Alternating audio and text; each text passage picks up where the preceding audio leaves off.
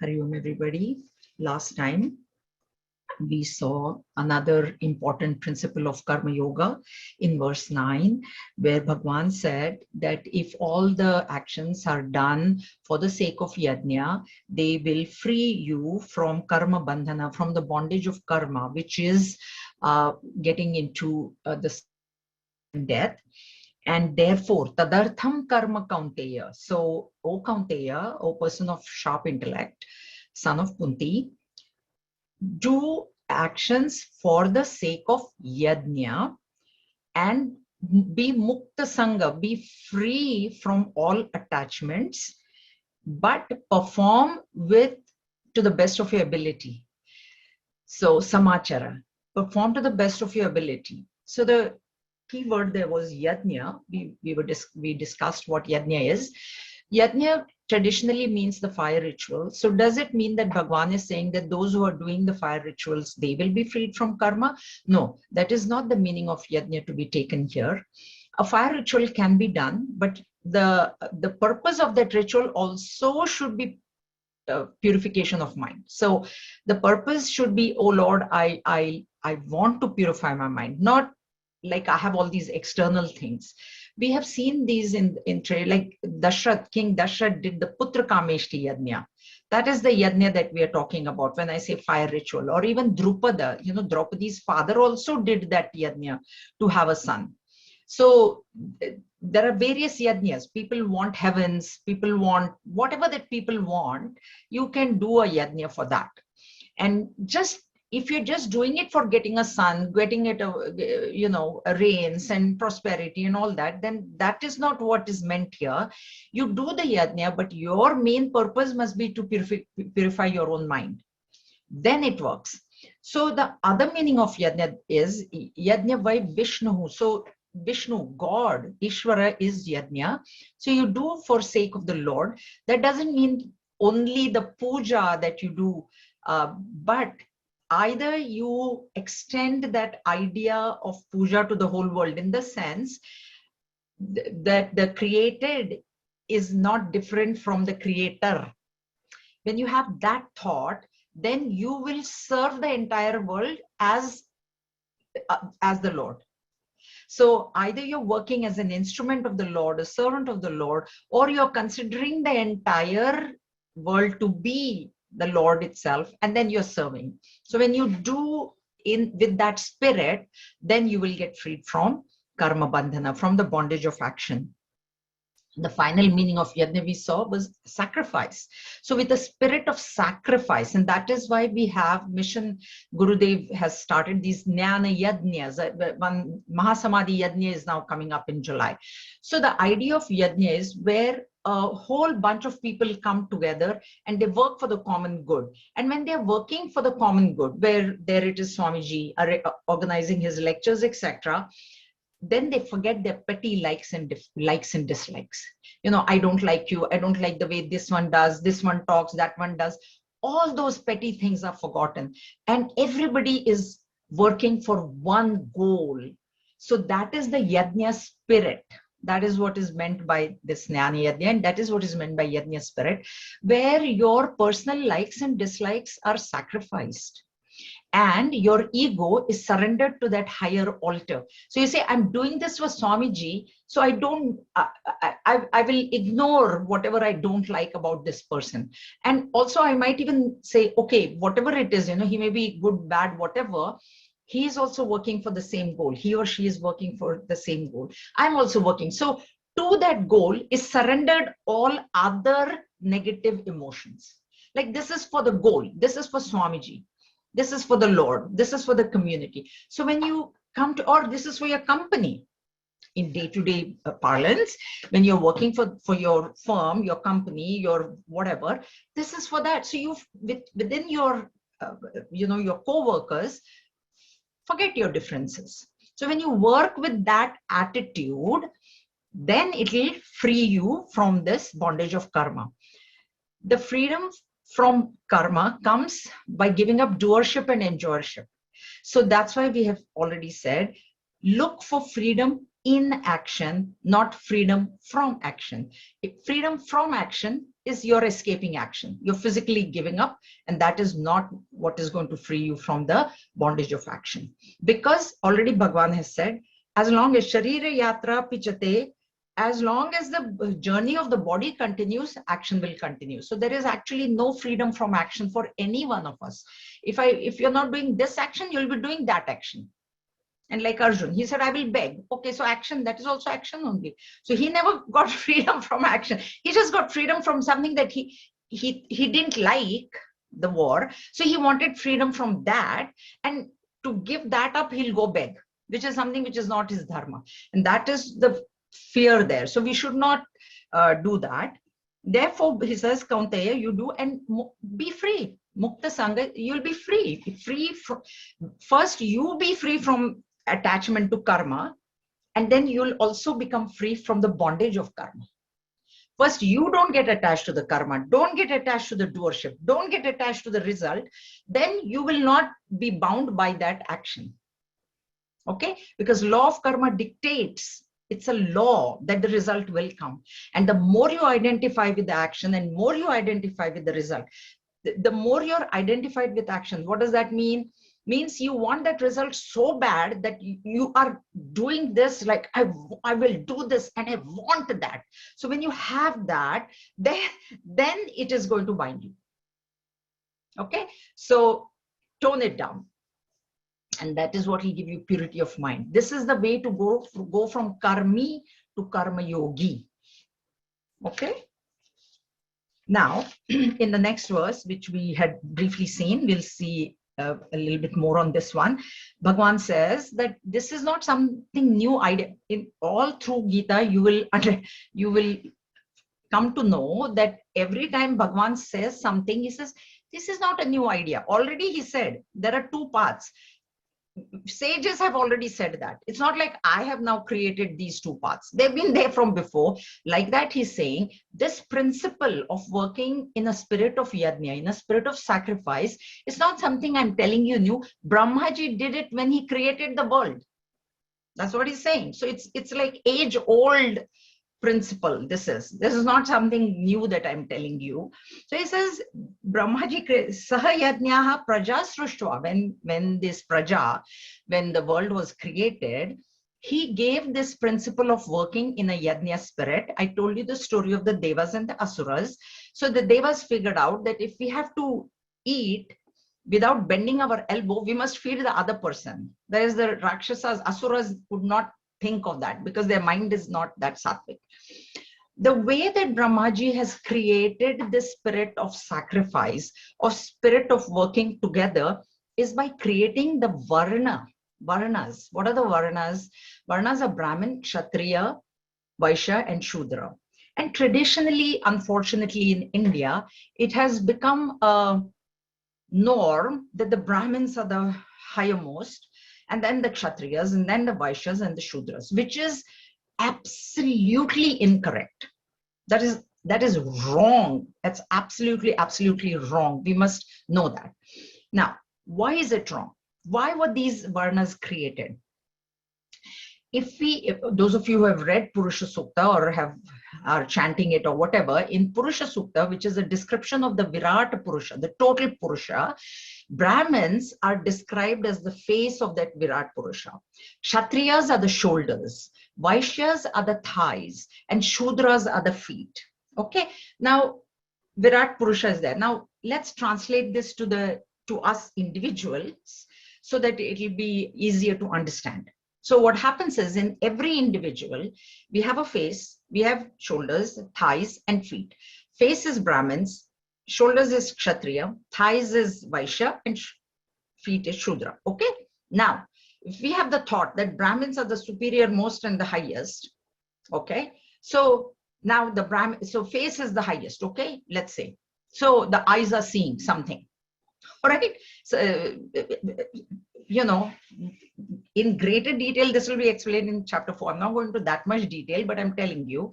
So the face sees a flower, say, just a simple example, and the face being a Brahmin thinks, Brahmins always, they think, oh, we do all the pujas and all that. I want this flower for the altar, for my altar. Okay. Now the Kshatriya is saying, you consider me inferior to you. You go pluck the flower yourself without my help. Go. No shoulders in play. No hand. Go. Pluck with your eyelids. Can the Brahmin do that? Can the face do that? Even if the Kshatriya says, okay, I will pluck the flower for you, the Vaishyas say, you think I'm even lower than you? I'm not moving. Thighs are not moving. And Shudra says, yeah, I'm the lowermost, forget it. I'm not going to help you. Why? What is the idea there? What is working in unison is, okay, the Brahmin has seen something, then the Kshatriyas are helping him pluck it. But to go pluck, you need your thighs and your feet. So which one became low and which one became high? Now you think. You think the feet are the lowest? How would you walk to that flower? The Brahmins are the visionaries. Brahmins is not Brahmin by birth. That forget that birth business. By birth, you can be anything.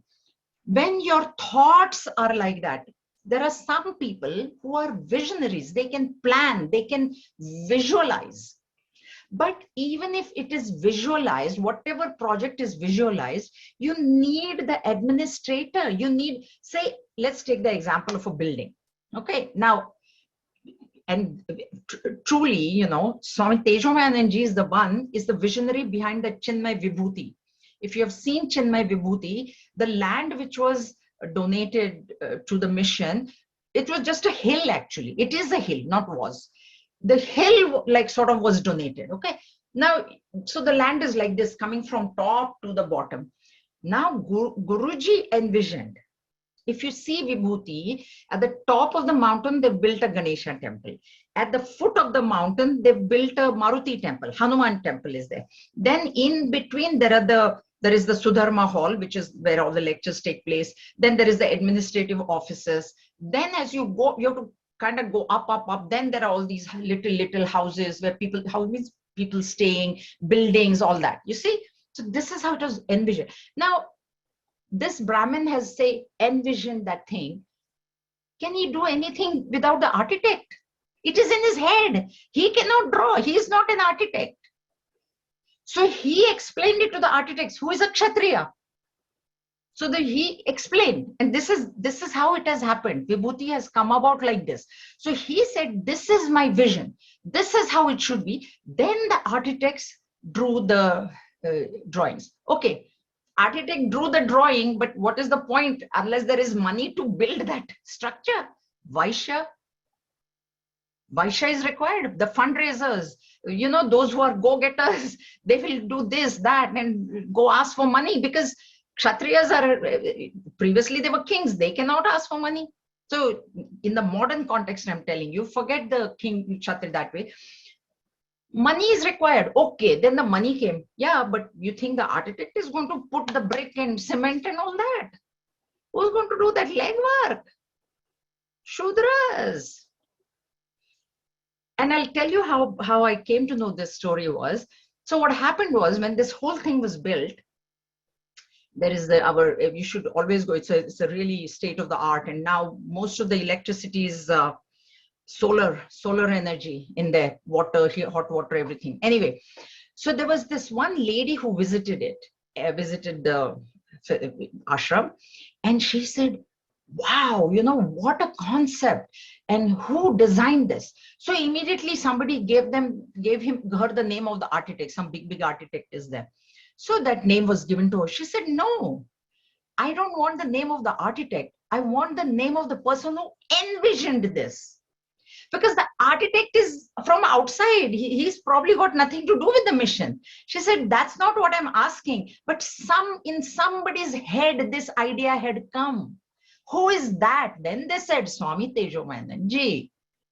But alone, what he envisioned, what could he have done? If he didn't have the architect, if he didn't have the people who are bringing in the money, if he didn't have those people who are actually putting brick by brick and constructing that wall, what would Swami Tejomayananji would have done alone? And that's why you must understand that these are not rungs of a ladder as people in India think. Shudra for lowermost, then no, they are 4 pillars supporting a wall. Now, in the 4 pillars, which pillar is lower than the other pillar? You tell me. In the rung of, if you say a ladder, you can say this one is the lowest, this one is little higher, this is little higher, little higher.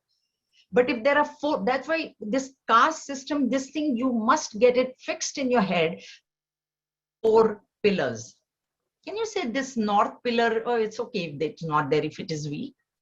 Collapse. Society will collapse. That is what here is saying. This is how, that's why it next will be coming. We are interdependent. None of us individually is totally independent. We say, I'm independent. We are very dependent. Basic, we are dependent on air. We're dependent on sunlight. We're dependent on nature. We're dependent on rain. And we say, I'm a self-made man. Who taught you the alphabet? First kindergarten. That is forgotten. I made myself. Yeah, but if that teacher in kindergarten would not have showed you A, B, C, A for apple, B for boy, what would you have done? But suddenly at birth, you knew everything. This is the spirit of yajna. This has to be understood. Everybody has got their own strength. Therefore, it's very important for a team leader. Those who are in a position of a team leader, the team leader has to understand the strengths of his entire team, his or her entire team. And then you give them that work. Even in mission, board members, president is, this is the advice. This is Guruji had told me this when I became president. You should know in your board who has what strength, and then give it to them, because then that work will get done. It's a recognition, and nobody should be considered lower than the other, because we have a Balvihar story. There's another Balvihar story coming, so I want the Balvihar teachers to listen. So there was the lion and the rat, right? So the lion was, the king of the jungle, very proud. I am the highest, blah, blah. He's going around. And then he wants to eat, he catches hold of a rat, and he wants to eat the rat. This is for those who don't know the story, because I know some of you know. So he catches hold of the rat and he wants to eat the rat. And the rat says, oh, please, please let me go. Please let me go. And the rat says, maybe someday I can help you. And the lion says, you little puny little rat, what can you help me with? I am the king of the jungle. But anyway, the lion, he has some good thoughts, and he said, okay, I'll let you go. He releases the rat. And one day comes a hunter into that forest, puts his net on the lion, and now the lion cannot get out of that. And that rat comes back and he says, I will now free you. And he chips at the net and he frees the lion. So never think that, oh, this is just a little rat, what will that? No, someday that rat might save your life. This is to be remembered. That's why they say, when you're going up, don't laugh at the people who are down, because you'll have to meet them when you're coming down the ladder too. Recognize the importance of each person. In our body, can you say the eyes are more important than the hands? Can you say that? No part is less important. They have their own strengths. The eyes need to see what the hands are picking up. But if the eyes only see and no hands, then how the eyes will pick up? So never have the thought, I'm a Brahmin, so I am, way up there. No. Okay, so when you work like this together, then the effort becomes like a kamadhuka, means a cow, a wish-fulfilling cow. Okay, means whatever your desired goal is, when you're working together for the common goal, that goal will be fulfilled. All right, fair enough? Any questions? Okay, now, next one. Important verse also. Devan bhavayatanena te deva bhavayantu vaha parasparam bhavayantaha shreya paramavapsyatha. With this do you nourish the gods, and may those devas nourish you. Thus, nourishing one another, you shall attain the highest good. So we have to understand this. This, we had done a fundraiser in mission, Chinmaya Mission, Vancouver, many years ago, when there was, no inkling of COVID. And anyway, so I usually, when I will give a speech, I like to open with a verse of the Bhagavad Gita. So I asked Swami Ishwananda, I said, Swamiji, suggest a verse that I could say. We are doing this fundraiser. And this is the verse that he said. He said, start with this verse. And I'll tell you why. So, Devan bhavayatanena te deva bhavayantu. Let me start with an example in the material world, which everybody is very common. Elections. When, federal elections happen, provincial elections happen, then there are parties, A, B, C, D parties there. Each party has their own representative. 1, 2, whatever. Every constituency has one from this party, one from that party, one from that party. Now, we as the residents of that constituency, we have a choice to vote for whoever we think will fulfill our wish, right? Suppose if now, there's one party which is saying, they made it now, we'll make marijuana legal. I'm giving you an example. And suppose if I wanted that, then of course I'm going to go support that person. Now, what happens in an election? Whoever gets the maximum votes will be elected, and then at the federal level or provincial level, that party whose maximum people are elected, that party comes into power. Correct? Everybody understand this concept. So what are the people doing is, by voting for one person or whoever gets the maximum votes. So first we vote for them, then they come into power, then with that power they bless us. Bless us means what? Means I wanted marijuana to be made legal. So I voted for this party, Liberal Party or whoever. And now they came into power. And the first thing they did, they blessed me by making marijuana legal. Okay? First, I blessed them with my vote. First, I blessed them. Okay? Then they blessed me. Same idea is with the Devata is what? The deities. Now we take this at the objective level and the subjective level. So the objective level, Devatas are who? Indra Devata, Varuna Devata, Agni Devata. Same principle applies for them. When this fire ritual is done, and when I do Indraya Swaha, or Agneya Swaha, or Varunaya Swaha, whoever deity that I am praying to, he becomes more powerful over there. Exactly like the elections. If many people vote for party A becomes powerful. If many people vote for B becomes powerful. Like that, with the gods, there it is not election where you go and, right, the one who are doing prayers. This yajnas, those who are doing, they're doing for it. And the example is, in Bhagavad we see that Nanda Baba and all the people were preparing to do a yajna for Indra. Everybody remembers that story? So, Bhagwan Krishna was only 8 years old. He said, what are you all scampering about and getting ready for? He said, no, we have to do puja to Indra, because if we don't do puja, it's safe. If I don't vote for this party, then my marijuana won't become legal.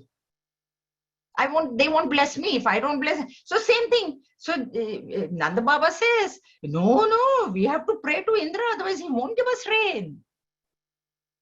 And that's when Bhagwan says that no, let's not pray to Indra, because Indra is not the one. That is the story. Yeah? But that is the idea that you pray to that Bhagwan, that Bhagwan will bless you. One purpose of Bhagwan's birth, avatar in Bhagavata, was of course Vinashayacha Dushkritam. So he took birth to kill Putana, Shishupal, Kamsa, all those, to destroy those people. But the other purpose was to destroy the ego of the Devatas. So what happened with the devatas was, they are like ministers. These devatas are like ministers, like we have finance minister, we have home minister, we have defense minister. The power of these ministers is coming from the prime minister. Same way, the power of this Indra, Varuna, whatever that they are doing is coming from the supreme reality. That was forgotten. So Indra now thinks that unless these people pray to me, I am not going to give them rains. And the people think, oh, he is the one that is giving rains. Okay, so they're praying. And Bhagavan says, don't pray to him because he's not the one. I have authorized him to do it. He's only my agent. Now see, he's from Karma Yoga, he's falling into Karmi, Indra. This is how we fall into Karma. When we think that, you don't do this for me, I will not do that for you, you've fallen. So they were actually doing Karma Yoga. The Devatas are doing Karma Yoga, but that's why that Karma Yoga has to be protected. So Bhagavan said, no, don't. Then he started raining 44 days. Then Bhagavan said, okay, Govardhan Parvat, one small little finger, I will hold it. You all come underneath, no problem. And after 44 days, Indra, the tube light, then, Bhagavan, this is Bhagavan. I cannot win against that.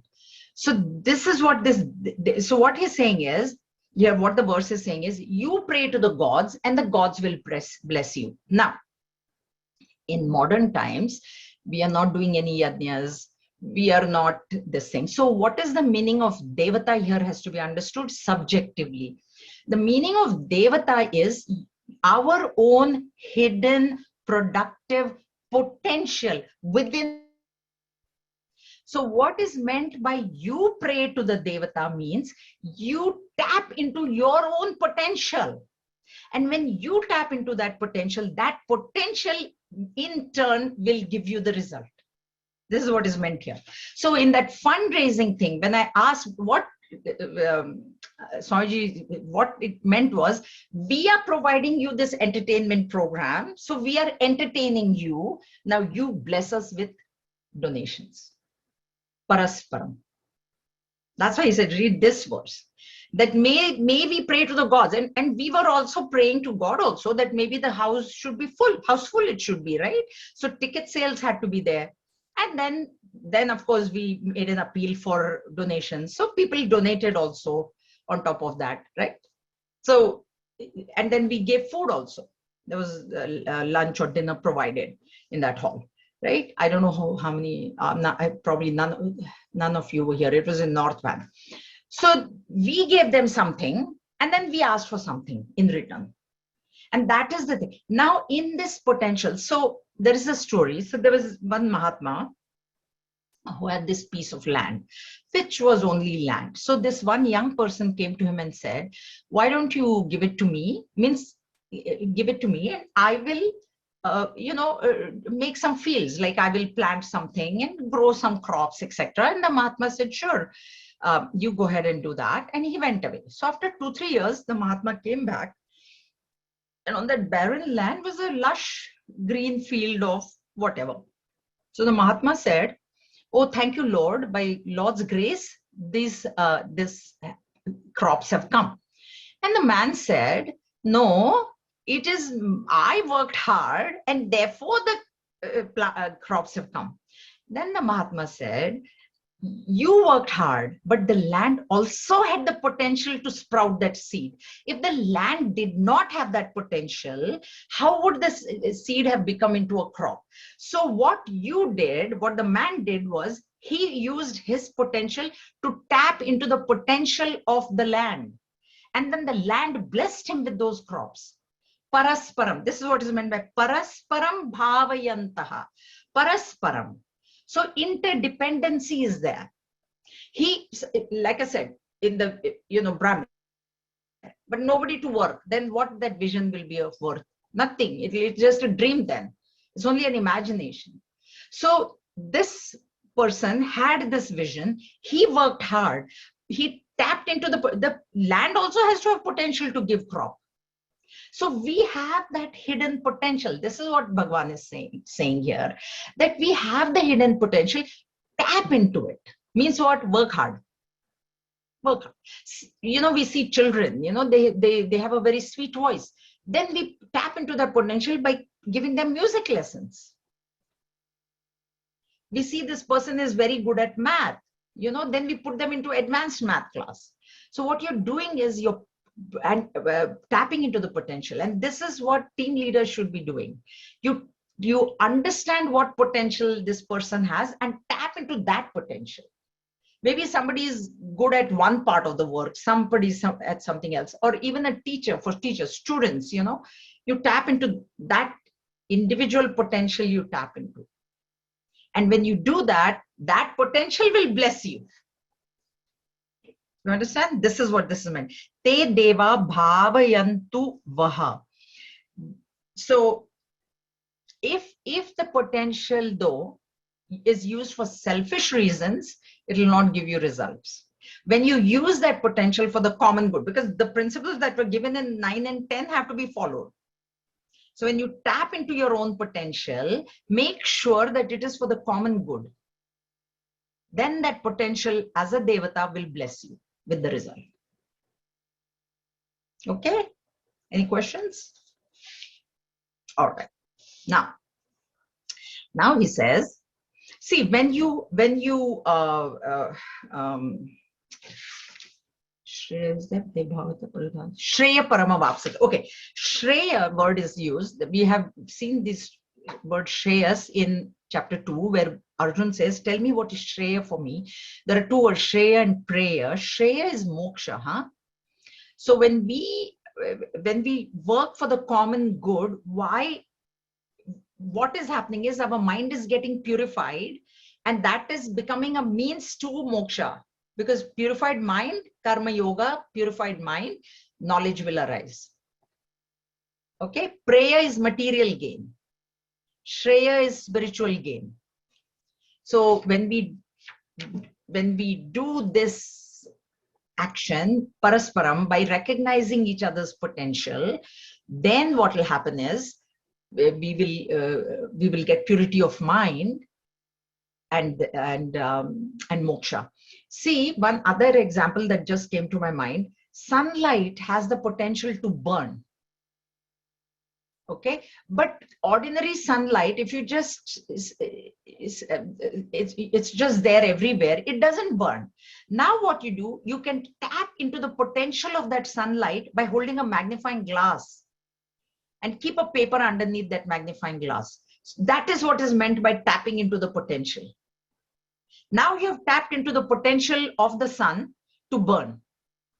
But that is your effort to hold the magnifying glass. If you do not hold the magnifying glass, you just leave. You have not done self-effort. The potential is there, but you have not tapped into it. This is how you tap. Or when they build dams, the water has that potential to generate energy. It has a type of energy, and it'll give kinetic energy, right? It'll give, but you need to build the dam to tap into the potential. That is what is meant by you pray to water by building a dam. Then that water, when it is stopped, it will create energy that you want. Get the point? All right. Now, when you work in this spirit, the result will come. When you tap into the potential, your own potential or somebody else's potential, a result will come. What do you do with the result? Now Bhagavan is saying here. This is all in the transactional level. Huh? So this is all here. There's nothing transcendental about this. This is how you act in this world so that you can transcend. Ishtan bhogan hivo devaha dasyante yajna bhavitaha tadairtanna pradayebhyaha yo bhungte stena eva saha. The devas, nourished by the sacrifice, will give you the desired objects. Indeed, who enjoys objects given by the devas without offering in return to them is verily a thief. Stena is thief. So what is happening is when you work in this spirit of common, for the common good, when you work together for that common good, the result will come. You have tapped into your potential to the best of your ability. Some result is going to come. Mostly favorable result will come. But if you eat means if you just keep that result for your own self without sharing it with others, then you're a thief. This is what Bhagavan is saying. See, that's where the idea of bonus comes in. Yeah, you see the entire bank. I used to work in the bank. Now all of us have put in effort, and now the bank shares are going up, and the bank has made so much profit. What does the bank do at the end of the year? It says we're going to give you a bonus, right? So a share of those profits is coming back to the employees because the employees are working. Bonuses or everybody, in the firms, lawyers, whatever, those who are working for somebody else, those who are in your own business, then that's okay. But that is the idea here. So this yajna will give you a result. And even when you simply go to the temple and you buy something and you take, when you buy it, you don't say, give me prasad. You say like that to the fruit, you say, I'm buying prasada. No, you say, I'm buying fruits, or I'm buying laddu, or I'm buying peda, whatever. You're just buying that object. Then you go, you hand it to the priest in the temple, and then he does some mantras, and then he says, prasad le lo. So suddenly, if that fruit then gets converted into prasad, the laddu. Now, when he says prasad le lo, we take it. Do we just start eating? Think about, normal people. What do you do? Immediately you, prasad. So you go around the temple, whoever is there or whoever you say, please take prasad, please take prasad. I think most of the people do this, huh? Or if they are not, then this is what should be done. Not that, oh, prasad, oh God, let me, does anybody notice? Nobody suddenly starts eating. That is the idea here. So when you get that prasad, when you get that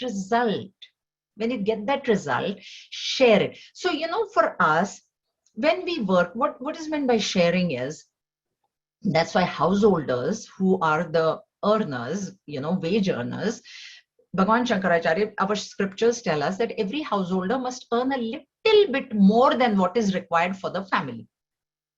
Okay?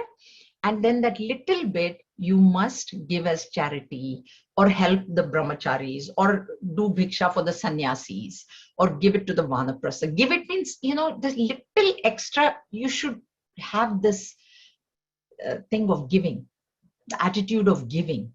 That let me give some, not a whole bunch or anything like that, but a little bit. You must always have that. Either you give money or time or whatever. Okay, so when you get the desired result, so then this result should be shared. If it's not shared, then you are called a thief. Okay, now why should I share my result? That's why should I do it? Okay, let me be a thief. We can say, who cares? Who knows how much I earn? If I don't give it, who will call me a thief? I worked hard for it and I earned it. Who will, who knows how much I earned, and who knows if I gave or didn't give? So why should I give? That's the next verse he says. Yajna shishtasana santo muchante sarva kilbishaihi bhunjate te tvagam papaye pachantyatma karanat. The righteous who eat the remnants of the sacrifices, remember, are freed from all sins. But those sinful ones who cook food only for their own sake verily eat sin. Cook food for their own sake here should not be taken as, just cooking, but the result of your actions. You have done action in a cooperative endeavor together. The result has come. Now the one who just is not giving anybody else is called a thief. Okay, I don't care if I'm called a thief, then why should I give? So Bhagavan says the one who gives, who shares, is freed of all sin. Kilbishahi here is sin. Now, what type of sins are there? We are in the realm of day-to-day living. So in this realm, there are three types of sins that are there. One is a sin of guilt. And the example of sin of guilt is Dashrath Maharaj. See, he felt guilty that he gave the boon to Kaikeyi, because of which his beloved son had to go to the forest. And he ultimately died of that guilt. The thing is that the reason that he felt guilty was he looked upon Sri Ram as his son only. He didn't look upon Ram as the savior of this earth, as the Lord. That this going to the forest is necessary for the good of the entire community, because it is not that he only killed Ravana, he protected all the sages and saints who were in the forest. For 12 years, first was supposed to go 12 years, to the first 11 years, only that last year Sita got kidnapped, and then he went and waged war against Ravana. But before that, it was not like he was just sitting, just aram se doing nothing. He was constantly protecting the sadhus in the forest. But Dashrath didn't think of all that. He didn't think of the common good. He only thought, my son, my son, my son. And that guilt killed him. So there's a sin of guilt. Then there is a sin of kritagnata, ingratitude or ungrateful, being ungrateful. See, we must be grateful for all that we have. We must always feel that gratitude. And if we don't feel the gratitude, then that is a sin. Not only that we have to feel gratitude towards the phenomenal forces, because we take everything for granted. Air is freely provided, light is freely provided. We take these things for granted. We must not. That gratitude must express in our puja. When they do puja to the sun, like they offer water to the sun, what, sun needs water or what? No, it's an expression of showing my thank you, O Lord. Oh, thank you, O sun, that you are there. That's why I'm living. Without sunlight, I would be wilting. That gratitude, that feeling of gratitude has to be there. Then it has to come to our parents, teachers, our neighbors who help us. There are so many things, so many people help us along the way in our journey in life. So that gratitude must be felt.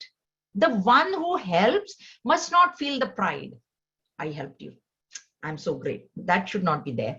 But the one who gets helped must always say that. And the first thank you we have to say to Lord. That's why I told you, you get up in the morning, you don't know what will happen in the middle of the night. Just last week, my friend, 1:30 in the morning, he just passed out, blacked out. He called the ambulance, 3 days in the hospital. He was in BG, he just discharged yesterday, day before yesterday. So you don't know in the middle of the night what will happen. If you have woken up in the morning, healthy, everything good, you say, thank you, Lord, nothing happened in the middle of the night. That gratitude must always be there. That will also keep your ego in check. Because that's why I said that ego, I am a self-made man. I studied myself. I did this myself. What would you have done if there was no air? Okay, you're a self-made man. There was no air provided to you. What would you have done? So that humility has to be there. The third one is selfishness. When you earn something and then everything you keep from you hoard things, nothing. People don't even want to give advice sometimes. People don't want to give time. People don't want to give money. Then that is very selfishness. That's why it says, when you keep it, then you're a thief.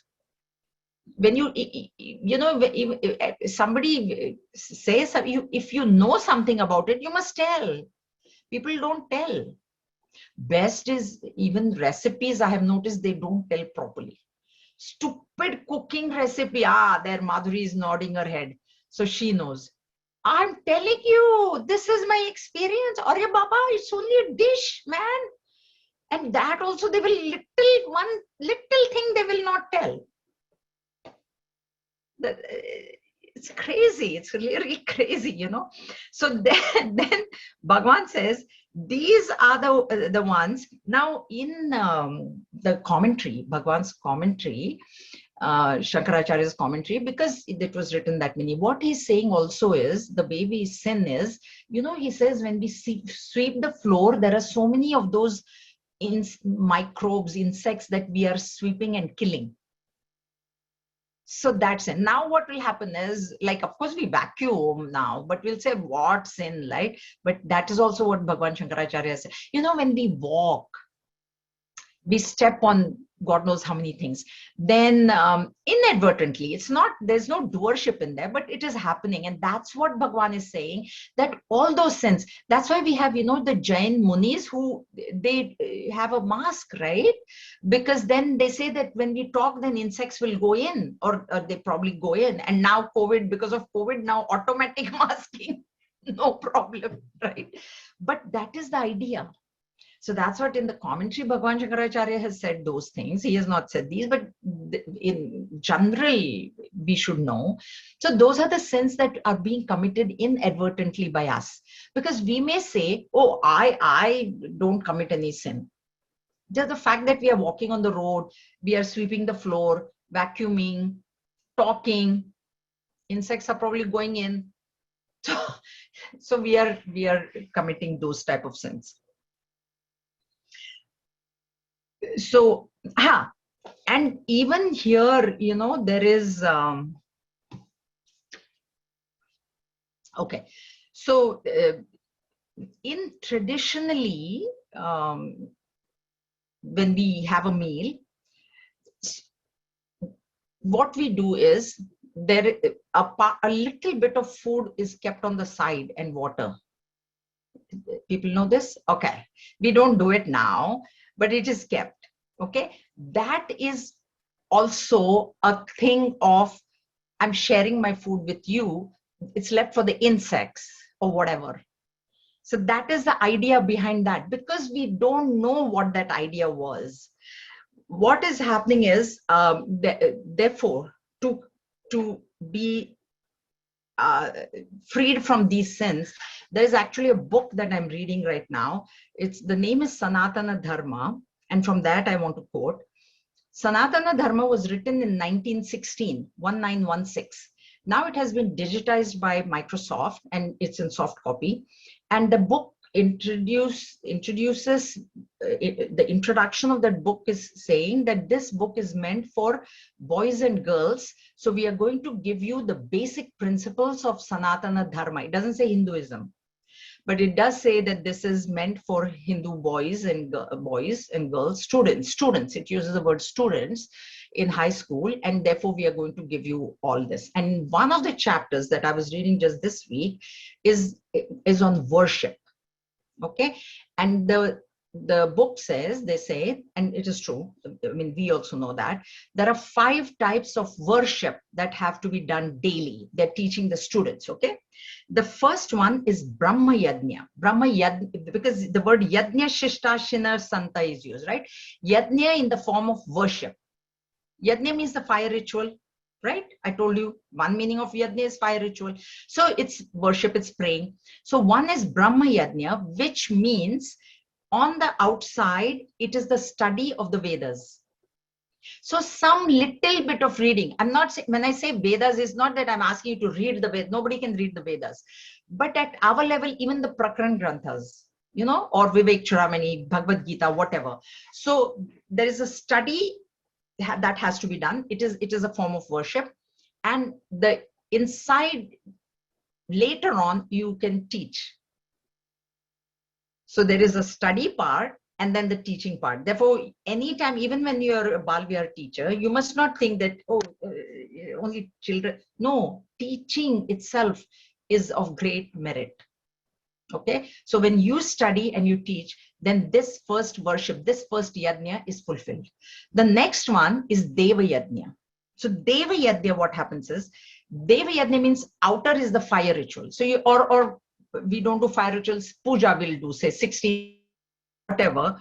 But inside, what is the inner meaning? What is the subtle meaning, they say, is the recognition of the interdependence with everybody. Like I told you, if I say I'm a self-made woman, I am dependent on air, on sunlight, on water.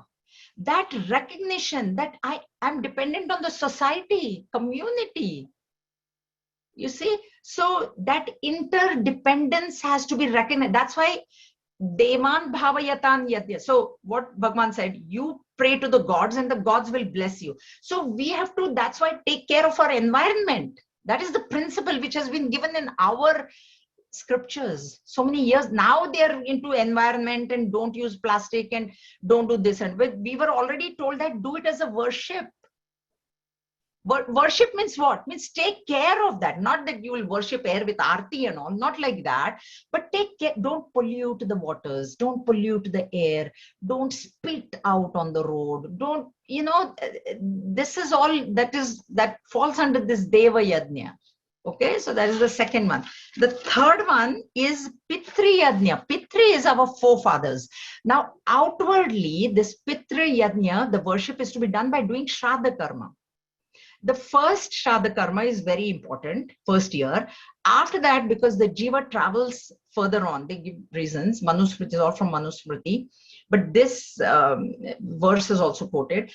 See, when you do Shraddha Karma, then our forefathers, when a person dies, he first goes to Pitraloka for 1 year, and then after that he moves forward. So that first one is very important for Shraddha Karma. People don't do it now. People do different things. They give charity, whatever. Anyway, it doesn't matter, but outwardly. But inward, the subtle meaning of that Shraddha Karma. So if you're not doing the Shraddha, it's okay. But you must recognize the contribution of your forefathers in your life. The first basic thing is you wouldn't have had this body if your parents were not there. So that is a debt that every one of us owes to our parents, that they gave me this body. The Jiva is not theirs. I'm telling you again. Jiva is independent. It does not belong to the parents. But if that Jiva would not have had this vehicle, how that Jiva would be sitting in this class today? So the very fact that I have the body, that I have the potential to earn, I have the potential to do so many things, I have the potential to get moksha through this human body, for that alone, I express my gratitude to my parents. And that gratitude remains till the parents are there. After that, you are freed of that. There is no reason. Okay. The next one is Manusha Yajna. Manusha Yajna means helping somebody, the people around you, society around you. So volunteer work falls in that. You want to help the food bank. Now food bank is looking for so much help.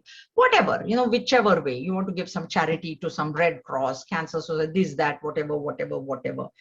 Okay. And inside, to help, you must consider it as a duty. Karma, then it becomes Karma Yoga. See, there are people who are helping. Okay, now you go to Gordon and Leslie Diamond Building, right? They're BGH. I had gone to see my friend. So they have also helped, but they want their name there. They want their name there. So when you want a thank you, when you want your name there, it is karma. They are karmis, which is good. It's better than not doing anything. Apparently they're very, very super, super rich. And then they have given, which is great work they've done, but they have their name. Now to become a karma yogi, when you give, you must give with the attitude, this is my duty. So if my name comes there or not, it doesn't matter. If anybody says thank you to me or not, it doesn't matter. That should be the internal attitude. Subtle attitude is very important. Okay, and the last one is Bhu Yajna. Bhu Yajna means Bhuta Yajna, means all the Bhutas, means all animals and all fall in that. So you don't have to have a pet at home or look after it. But if first of all, don't be cruel to the animals. That I've never understood that concept. Only when they used to advertise some horse is getting beaten up, dog is, okay, oh yeah, why? That is absolutely not. But if you want to donate to SPCA or Canadian Wildlife, whatever, that falls under that. Then you've fulfilled that as a duty, and you do it as a duty. You do it as a duty. So I remember in Richmond, there was an air hostess. Like what she did was she saw that these cats were, just running around, orphan cats. She would leave some milk for 1 or 2. And ultimately, she kind of adopted 800 cats and she had a house and all that. This is real. That she's doing now. She's obviously she's probably doing it as a duty because, in a 800 cats she collected, right? That way, all stray cats are running here and there and all that. So these are the 5 types of worships that should be done on a daily basis. So if you make them subjective, you can do them all the time. Okay, this is what. And then if you do this, you will be, all the sins will be washed off. And since washing off is purification of mind, it is becoming karma yoga. Okay. Otherwise, then you're verily eating sin.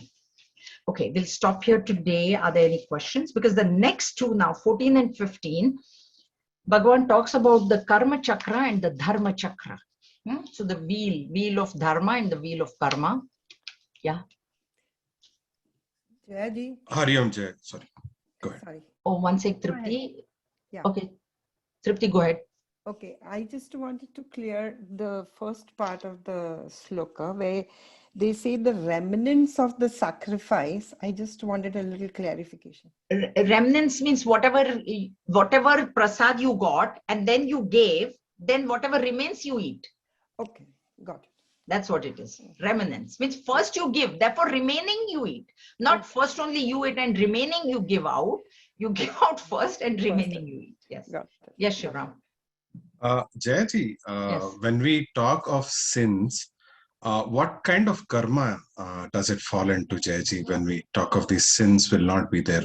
Sanchita, because it has to be part of that, right? Eventually, effectively, it is a karma that I'm carrying. It is a karma that has been done. It will fall into, yes, it is, you're collecting that karma, which is going to bind you, right? So it is a Sanchita karma only, right, Jayaji? That is what. Yeah. Because prarabdha is something we can't change, right, Jayaji? That is anyway going to happen. That is already begun. Okay. Okay, Jayaji, and another question. It is a thought that just came to my mind. I don't know why.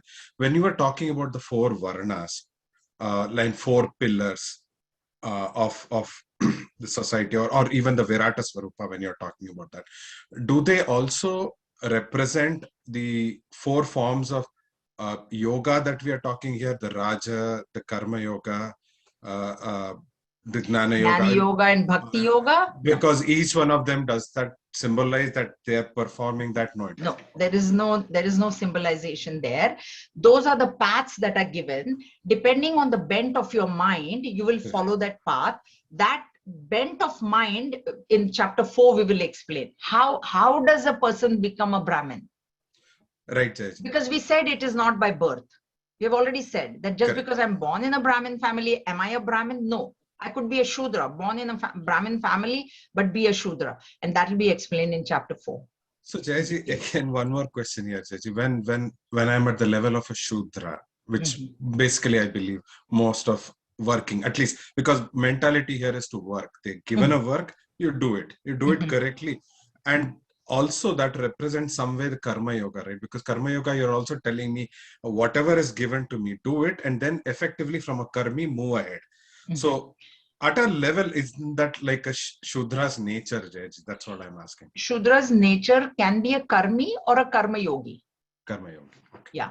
See, in Gurudev in Hasten Slowly or one book, there was a person passing and there were people working on a temple. Okay. So he talked to the people and one person, he asked, why are you working? He said, what do you mean? I want money. I'm building the temple. You know, the other person said, I want to become big. I want to get a promotion. So I'm working hard. And the third person said, I'm working for the Lord.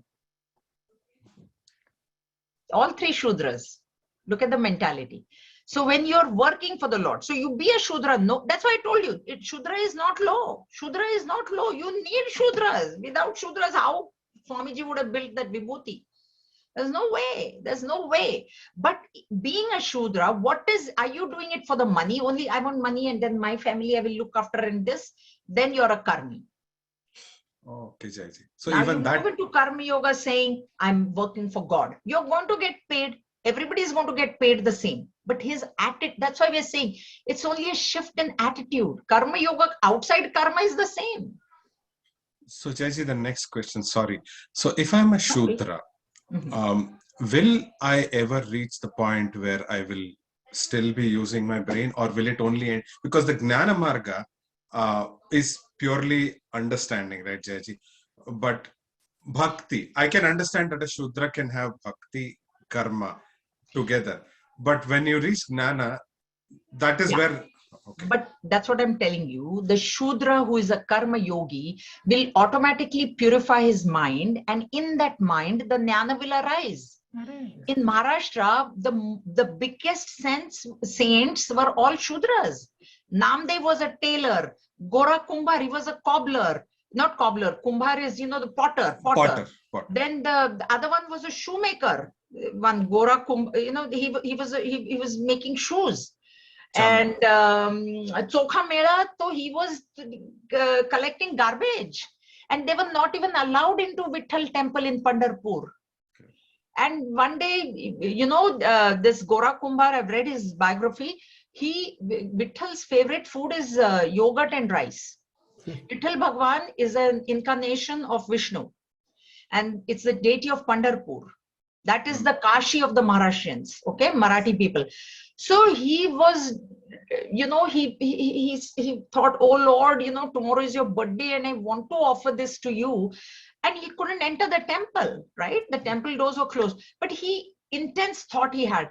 So next day morning when the priest opened the temple, there is yogurt and rice on Bhagwan's mouth. Priest got horrified that the doors were locked. How that came there?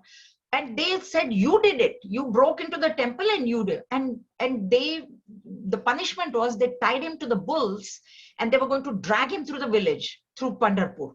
Punishment. And his wife was horrified because she said, imagine the bulls running wild on the road and Chokha Mela being dragged. But what the crowd did not see was Vitthal Bhagwan came there. Only the wife sees it. She sees Vitthal Bhagwan holding the reins of the bull. And no matter how much they whipped the bulls, they wouldn't move. And only the wife saw, because she was also a great devotee of Bhagwan. That's why when you read this, you just cry because you don't know what else. She sees Vitthal holding the reins to the bulls. And the bulls did not move an inch, even though these priests kept on beating it. Then they realized they were that stupid they were. That's why I'm telling you, the one who thinks that Brahman is superior is foolish, is a vimodha, is sheshenamo. Don't ever think that. And Bhagwan came and protected him. Then she was pregnant. Chokha Mela was somewhere. Suddenly her sister-in-law shows up and does all her delivery and all. And later on, this Chokha Mela comes and she says, she says, how did you do your delivery without me? She says, no, your sister came. What are you talking? My sister is in that town. She says, no, your sister came. Then he says, oh my God, Vitthal Bhagwan came as my sister and did your delivery. This is the power of bhakti. That is the power of bhakti. Anyway, we'll stop now. We've gone a little much over.